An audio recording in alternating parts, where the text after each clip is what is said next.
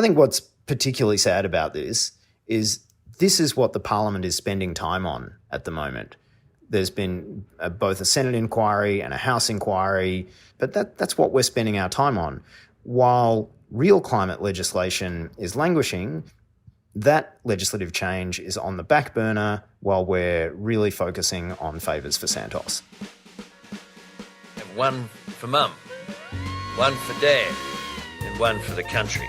And there has never been a more exciting time to be an Australian. Budgets are about choices, Fran, and you show what you value through the choices you make. This is coal. Don't be afraid. Don't be scared. The Treasurer knows. I want an economy that works for people, not the other way around. We'll just end up being a third-rate economy, a banana republic.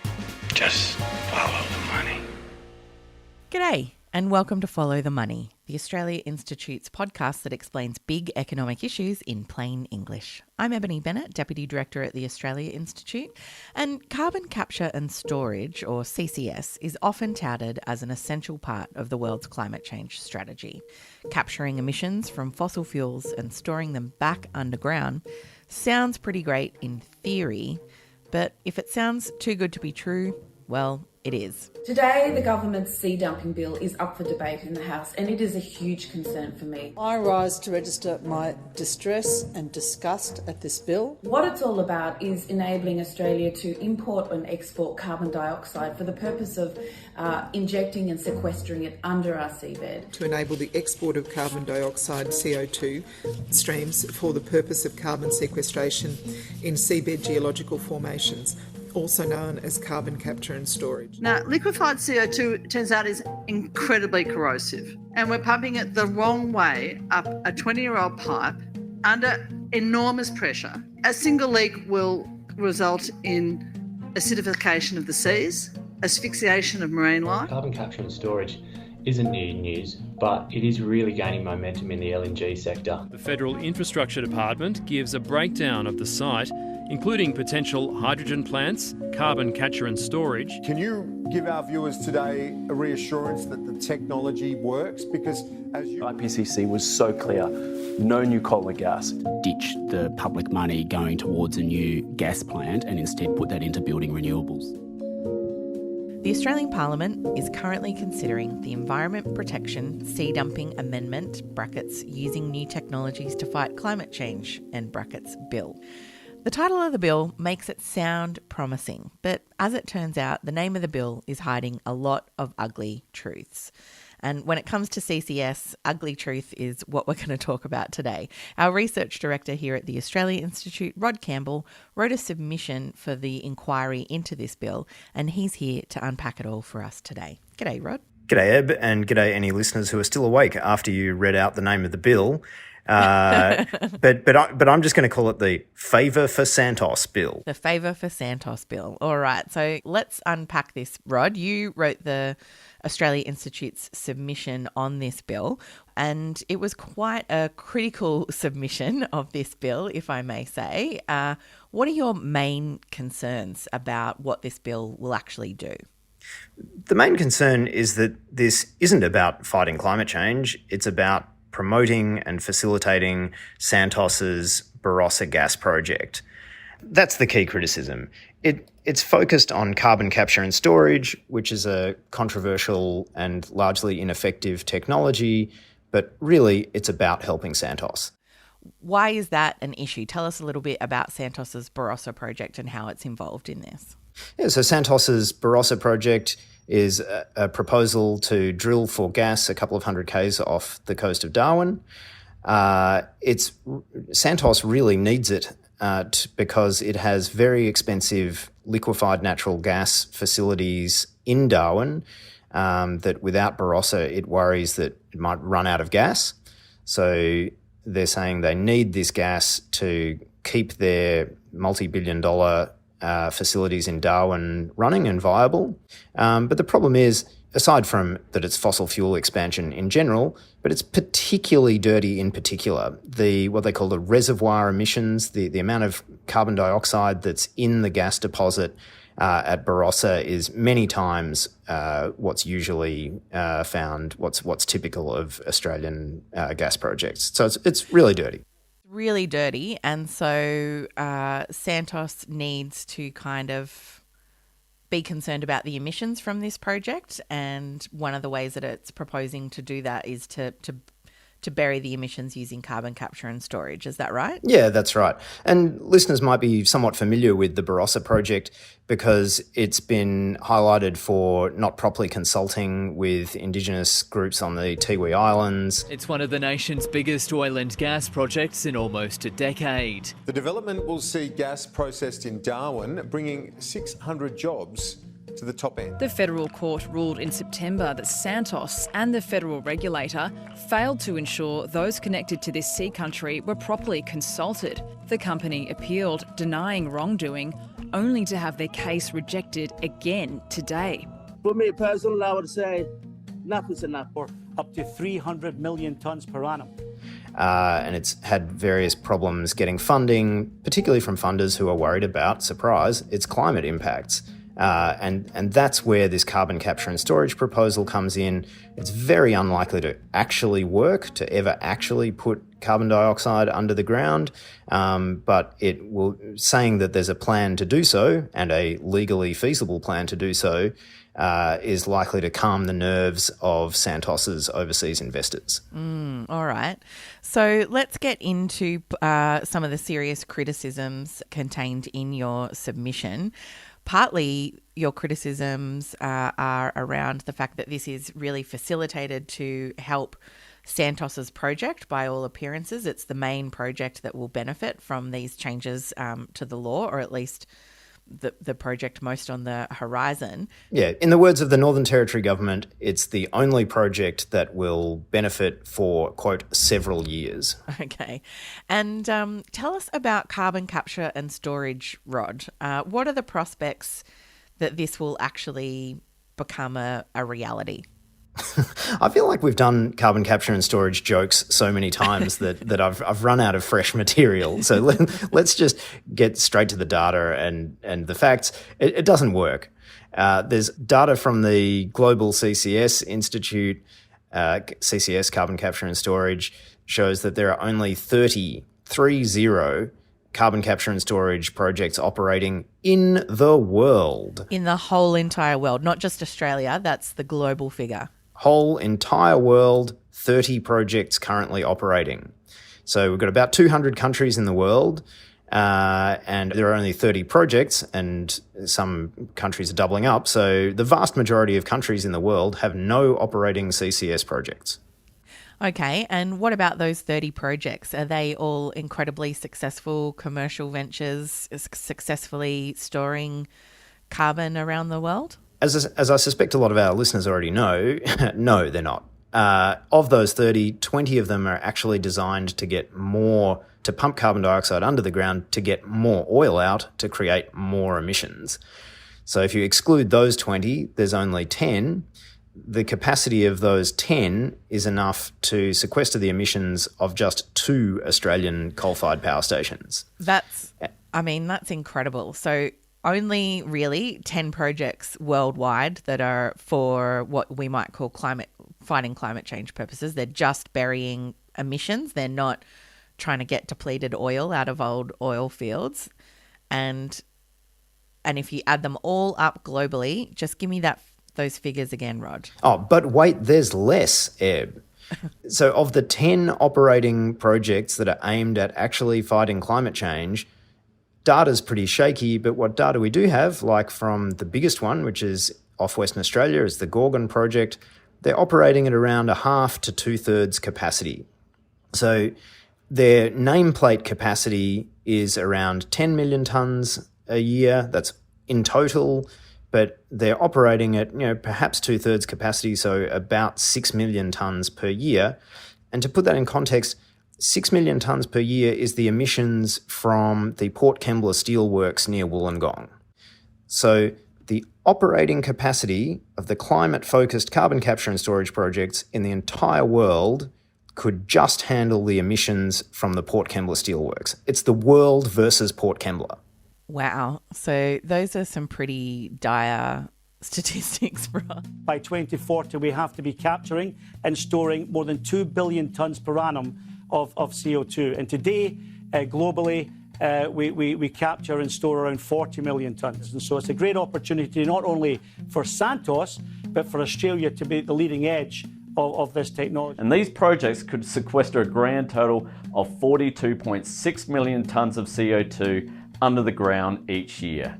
That's actually not a lot. It is incredible to me that it's such a failed technology, and yet we keep seeing Australian governments at all levels support it so thoroughly. Is this inquiry looking into the success or otherwise the viability of carbon capture and storage before it passes this bill? No, they're not. And this is where I think our tale gets particularly grim, because if we were passing some legislation to perhaps help carbon capture and storage get off the ground in the full knowledge and in acknowledgement that it hasn't been going well, but we've got to do our bit, then maybe that would be okay. But I think it's the Australian government saying that, this is essential, we have to do this, without acknowledging that. And the parliamentary inquiry into this actually said, we're not going to look into the science or the merits or the economics of carbon capture and storage because that's been done before by a parliamentary inquiry. And when was that done, Rod? I'm glad you asked. It was done in 2007. Wow. So it was nearly 15 years ago, back when carbon capture and storage was meant to be a big thing in about 15 years. But 15 years on, we seem to have learnt nothing. In fact, the content of that inquiry, it was largely focused on coal-fired power stations, but CCS has completely failed on coal-fired power stations, and now it's really being used by the gas industry. So to the extent that that committee's work was relevant at all, I think is pretty questionable. But one of the fun bits, and I think we did promise listeners some fun, was that the inquiry that the Parliament is basing its understanding of carbon capture and storage on from 2007 included members who were not only outright anthropogenic climate change deniers, but they based their denial on the idea that they'd seen climate change happening on other planets and moons of Neptune, and so therefore we don't need to worry about it here on Earth. I mean, that's quite a novel argument, Rod. I haven't heard anything quite at that level in many, many years. I absolutely swear I'm not making this up. I will read this out from a House of Representatives Standing Committee on Science and Innovation 2007 report, and I'm quoting here. Another problem with the view that it is anthropogenic greenhouse gases that have caused warming is that warming has also been observed on Mars, Jupiter, Triton, Pluto, Neptune, and others. I mean, I don't even know what to say about that. So can't be a big deal here on Earth. Yeah, I mean, what's to worry about? Oh, sorry, I'll keep going. It is the natural property of planets with fluid envelopes to have variability in climate.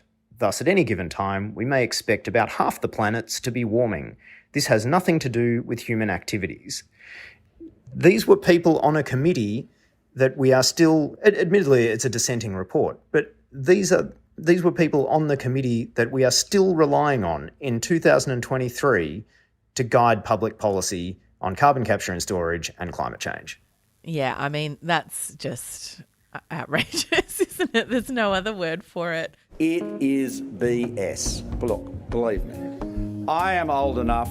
I'm old. I'm too old, but I am old enough to remember when we thought carbon capture and storage would work, but it does not work. So this inquiry really isn't concerned with whether or not carbon capture and storage is even viable. Just we're going to put all the legislation in place to try and make it happen and to allow other projects to proceed in the meantime. Yeah, that's right. And look, I know we've got a lot of listeners in Canberra, so I really want to add in some of what the public service had to say here, because I think this is particularly problematic when our apparently frank and fearless public service are making submissions on this legislation saying things like they are. So, the Department of Industry, big backers of CCS, they're saying that CCS has the potential to drive significant international investment into Australia and enhance economic relationships. No mention of decades of failure there. Department of Climate Change and Energy says There are important benefits in establishing a global framework to regulate international trade of CO2. The Northern Territory government made a cracker. Department of Foreign Affairs and Trade said that many countries are prioritising CCS as a critical part of their climate and energy policies. No mention of complete failure at all, or of the actual statistics, the actual data on what's operating in Australia. But I've saved the best for last. Geoscience Australia, who Australians should be relying on for scientific information about what's going on under the ground in Australia and elsewhere. Geoscience Australia says, and I quote, "There are well over 100 more projects in the planning or construction phase." Yeah, many of these never finish, but indicating that in addition to being scientifically proven, CCS is commercially viable. There is your public service at work at Geoscience Australia, listeners. Rod, you're an economist. What is your understanding of commercially viable, and what's your assessment of Geoscience Australia's contribution there? I think it's misleading. It's a flat-out lie. I mean, there is absolutely nowhere in the world where, under no carbon price, under no mechanism, are there purely commercial operations saying, "Oh, under this climate policy, our operation is commercially viable." It's just not there. It doesn't exist. Total lie. Boo, Geoscience Australia. Boo. And when we look back at the history of CCS in Australia, long-time listeners will know, obviously, that the Australian governments at the state and federal level have spent upwards of $1 billion on CCS with really nothing to show for it. And as Rod, you mentioned earlier, our biggest project at the moment is Gorgon, and that's not even operating at capacity, and it was several years late as well. Yeah, and Gorgon's nameplate capacity is 4 or 5 million tonnes a year. And I think it's worth noting that this proposal by Santos would be 10 million tonnes a year. So Santos is proposing to build something that would be twice as big as the biggest actually operating project in the world.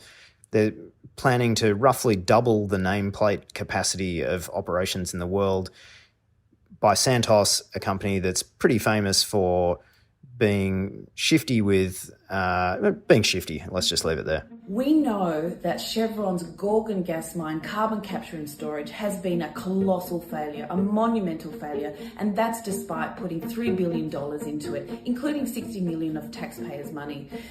The problem with this bill, apart from the fact that it is a failed technology, is that it will enable mines like Santos's Barossa mine to go ahead, to circumvent our safeguard mechanism, and for this to proceed. It will be one of the most polluting and dirtiest mines in the world at a time when we know that we've got to stop approving gas and coal mines. I want to come back to this bill and some of the critiques in our submission. So essentially, the title implies that it's fighting climate change and helping new technologies to fight climate change. We've outlined all the problems with CCS, but Santos essentially needs projects like this because otherwise it's going to have to pay money under the safeguard mechanism to buy offsets because it's a new gas field. It's going to have a lot of emissions. That's what we're kind of looking at. Yeah, that's right. I think it's worth adding that the Barossa project is one of the projects that I think was, it's not in black and white in the legislation, but I think was really being targeted when the Greens and Labor negotiated the safeguard mechanism, because there's a condition in there that all new gas projects that are for export have to be net zero emissions from day one.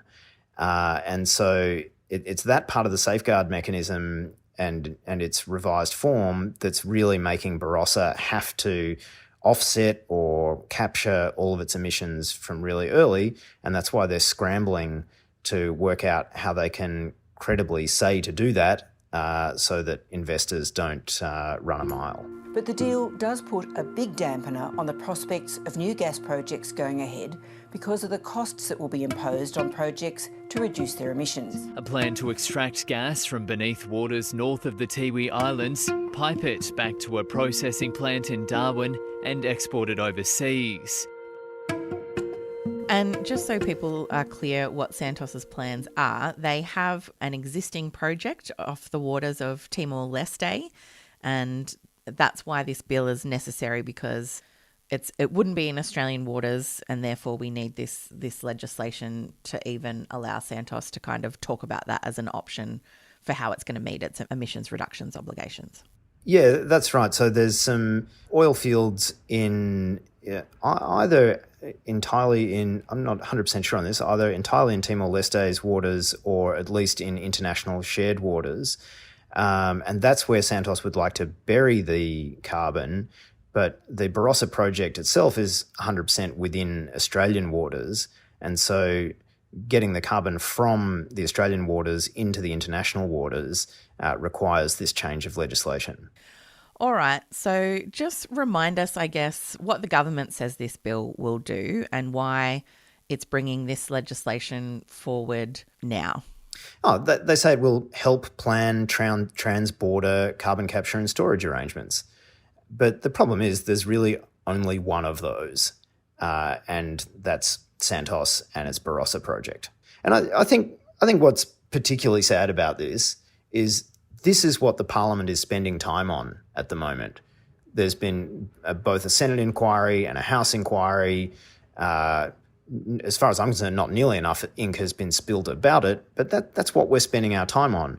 While real climate legislation is languishing, and a particular example would be the amendment to the EPBC Act, the main bit of federal environment legislation, that would make what's called the water trigger apply to fracking in the Northern Territory. There's a small technical amendment to that is government policy, and everyone agrees that it should happen. It's really important for assessing and minimising the risks of gas development in the Northern Territory. That legislative change is on the back burner while we're really focusing on favours for Santos. This means that Australia can start regulating both the import and export of CO2 streams for sequestration into sub-seabed geological formations sooner, rather than waiting for the 2009 amendment to come into force for all parties internationally. Companies would be able to better plan for transboundary projects for carbon capture and storage into sub-seabed geological formations within a clear regulatory framework. Until then, this export activity is not permitted under the Sea Dumping Act. Part of the reason why the government says that this bill is important is around sea dumping and meeting some of our international obligations. Can you just touch briefly on what some of those other provisions are there for? Yes, there's a couple of other provisions that would enable, it's still about enabling cross-border trade in carbon dioxide. There's been some interest from Japanese and Korean companies in saying that maybe they would like to capture their emissions and liquefy them and put them on a boat and send them to Australia. I personally don't think that's viable, technically feasible, or likely to happen anytime soon. There's also some suggestions that this could be used for scientific purposes around controlled release of some substances into marine ecosystems to look at how they could be managed. So there's some potential scientific uses there. So there are some other things that this bill is aiming to achieve. But in my view, and in basically the words of the Northern Territory government, the abundant beneficiary of it is Santos and the Barossa project. So, Rod, just to summarise everything for the listeners at home, carbon capture and storage really isn't a solution to climate change. It's part of the problem. And Santos really, it's not looking to bury its emissions here to help fight climate change. Really, it just wants to export more gas. Would that be a fair summary? Yeah, I think that's spot on. And this bill, rather than helping to fight climate change, is essentially going to help Santos and other companies potentially down the track export more gas. Yeah, absolutely. And I think taking it all the way back to the name of the bill, which I promise I'm not going to read out again, but I think it really sums it up, that it's a really boring sounding, this isn't very interesting, it's just a minor little fix. Nobody should pay attention. Nothing to see here, public. Nothing to see here, critical elements, critical members of parliament.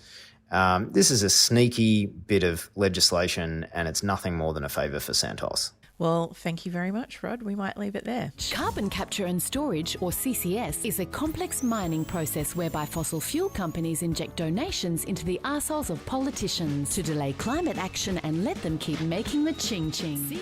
This episode was recorded on Thursday, the 10th of August 2023, and things may have changed since recording. You can visit australiainstitute.org.au for all our latest research, including our submission to the inquiry on this bill, and we're on Twitter at the Oz Institute with an AUS. My Twitter handle is Ebony_Bennett with a N_T. Rod is at R_O_D_C. Our producer Jennifer Macy is at Jennifer Macy, with additional editing by Emily Perkins. Our theme music is by Jonathan McFeet from Pulse and Thrum, with additional music from Blue Dot Sessions. Thanks for listening.